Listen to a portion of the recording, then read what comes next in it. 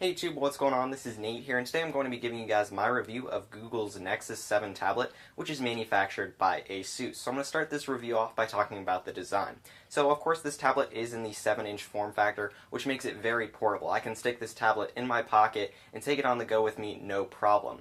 Also, this tablet is very lightweight. I can hold onto this tablet for an extended period of time. It's not going to make your hands fatigue, so if you're watching a movie, reading a book, it should be no problem at all. And it's also very easy to carry around with one hand, unlike a 10-inch tablet, rather, which can be a bit heavier and a little bit harder to manage at times. Also, one thing I really like about this tablet is its rubberized backplate. Now, one thing I don't like about Android devices is most of the time they're made of plastic, which doesn't really feel great in the hands. However, plastic does prevent the device from getting damaged if you drop it, and it also allows the device to be lightweight. However, this rubberized backplating feels really great in the hands, and it also is pretty resistant to damage, so if you drop it, this isn't going to scratch up or anything, or it's not going to shatter, and it also does allow the device to be very lightweight. So on a design side, I think Google and Asus have done a very good job. So next I'll talk about software. So of course right out of the box you've got Android 4.1 at Jelly Bean, which brings a lot of great features that I've covered in my videos on the Galaxy Nexus, like Project Butter, the Google Now with the cards and improved voice capabilities. You've got the offline voice dictation, notification improvements, as well as camera improvements, and just minor changes here and there that really make this the best Android experience I have ever used. Now on the Nexus 7 specifically, there are a couple Jelly Bean features that are available on this device that you wouldn't find, let's say, on a Galaxy Nexus. So first and foremost, you've got Google Chrome as the default web browser right out of the box. So you don't have the default web browser that you would typically see on any other device running Android. And also, it does have this widget right here, My Library, that comes installed right out of the box right here on the home screen. And basically what this shows you is content that you have recently viewed. So for example, I was reading the Nexus 7 guidebook through the Google Books app, and it's put this right on here on the home screen so I can quickly access it. And I was also watching Transformers here recently that comes free with the Nexus 7, and I was watching it and it appeared there for me, and you'll see that this new magazine issue of Mac Life came in. It shows new right there. So basically it just provides the content that may have just come in if you're subscribed to a magazine, or content that you've recently viewed right here on the home screen for you so you can easily access it. So I really like this, and it can go hand in hand then with the dock icons right here. Of course you can arrange these however you want, but I really like the default setup right here. So if I recently viewed something, I can quickly access it here from the widget, but if I'm looking for something else that's not on here, I can just open up any of these applications for very quick access. Now, some of you guys may not like this widget. Of course, you can just hold down and go ahead and remove it by dragging it up to remove there, or you might find this widget to be a bit too big. You can definitely resize it to fit your needs so you can have some more room on the home screen here, and you could drag this up. So you can make it quite small if you are interested in doing that. Let me just resize it back to normal. So there we go. And then of course another two widgets that come right out of the box are recommended on Play and recommended on apps. Now when you add this widget, you can control what kind of content comes from recommended on Play. So if you just want music, apps, or magazines or whatever, you can control that. But right now I just have it recommended to send anything to me, so it could be apps, movies, you name it, it could appear there if it's on the Google Play Store. And this is just recommended based on popular with similar viewers. So I like this because it allows me to view content that I might be interested in. So those are some of the nice things that come with Jelly Bean here on the Nexus 7. So next up is the display. So of course it is 7 inches at a resolution of 1280 by 800, which is a 216 pixels per inch. The display is relatively nice. If you're looking at text and you zoom in, it will look very crisp, and video is going to also look very nice as well. If you put it side by side next to an Apple Retina display, you'll probably be able to tell the difference, but for everyday use, this display generally looks very good. Next up then, I'll talk to you guys about performance. So on this device, you've got an NVIDIA Tegra 3 processor clocked at 1.3 gigahertz, and in combination with Project Butter, this is the best Android experience I have ever had. Of course, there is no lag whatsoever.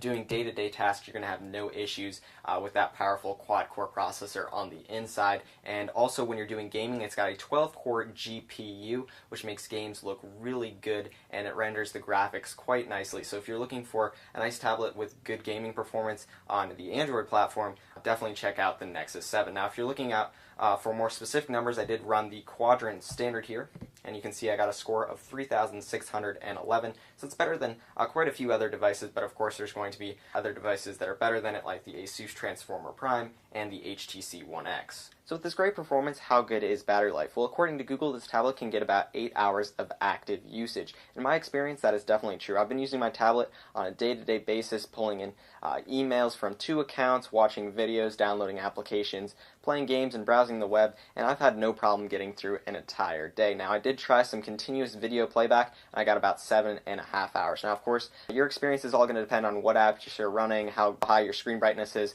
and other factors like that. But if you are looking for a tablet that's going to get you about 8 hours of battery life, you should definitely be happy with this. Next then, I'll talk to you guys about this camera. So it's got a 1.2 megapixel front-facing camera that can take video at 720p resolution. So with the 1.2 megapixel camera, of course, the still photos are going to look pretty bad.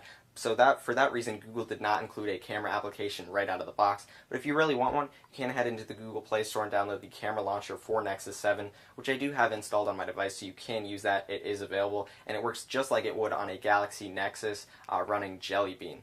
But the real reason for that front-facing camera, of course, is for the 720p video that it can take, which is going to be great for Skype or Google Plus Hangouts, which the quality is very decent, and also has 2 microphone inputs for some nice audio quality as well. So to wrap up this video, I'll talk about pricing and storage. So you can get the 8GB model for $199 or the 16GB model for $249, which in my opinion is an exceptional value. You've got some really great hardware for a really great price. And Google's main reason behind making this tablet is to make money off their Google Play Store. They're not trying to make money off selling the Nexus 7 itself. So some repair sites out there took the Nexus 7, tore it down, and figured out how much Google is probably paying for each of those parts, and it's going to cost them between $150 to $180 just for the parts alone. Then once you figure in distribution, labor, and manufacturing, and advertising, and all that kind of stuff, you know, they're looking at little to zero profit made off of this tablet. If you do get the 16GB model, though, they will make a little bit more profit off of that, since it doesn't really cost them too much to upgrade to the 16GB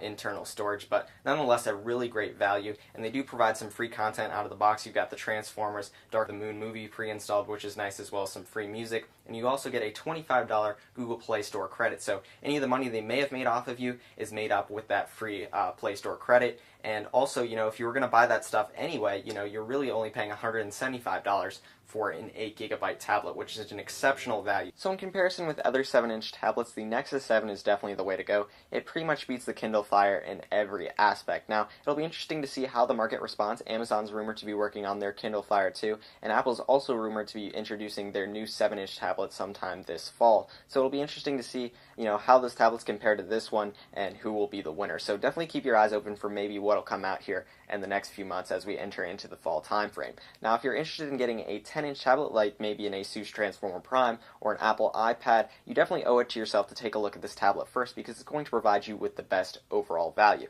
However, if cellular data is important to you, a 10-inch screen or maybe an Apple Retina display, a rear-facing camera, or an external storage solution is a must-have for you, of course you're definitely going to want to go with that higher-end tablet. But is it worth maybe your extra $300 or $400? That's going to be up to you. But definitely consider this one if you're looking for a new tablet. So thanks for taking the time to watch this video. Let me know what you guys think about it in a comment down below, and I'll catch you guys later.